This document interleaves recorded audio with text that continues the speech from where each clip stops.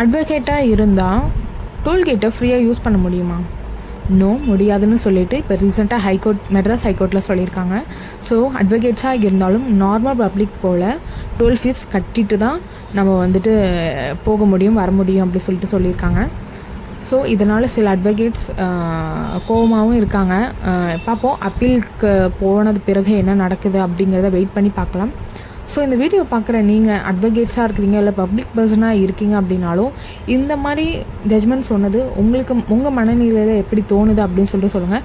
Suppose இது advocates நீங்கள் பார்த்தாலும் இது வந்துட்டு நம்மளுக்கு எந்த மாதிரி மாற்றத்தை கொடுக்கும் அப்படிங்கிறதும் நீங்கள் சொல்லுங்கள். ஸோ இந்த மாதிரி ஜட்ஜ்மெண்ட் கொடுத்தது அட்வொகேட்ஸாக இருக்கிற நமக்கு வந்துட்டு நல்லது தானா, இல்லை நம்மளும் பப்ளிக் பீப்புள் தானே, நம்மளும் பே பண்ணிட்டு போகலாமே அப்படின்னு நீங்கள் நினைக்கிறீங்களா?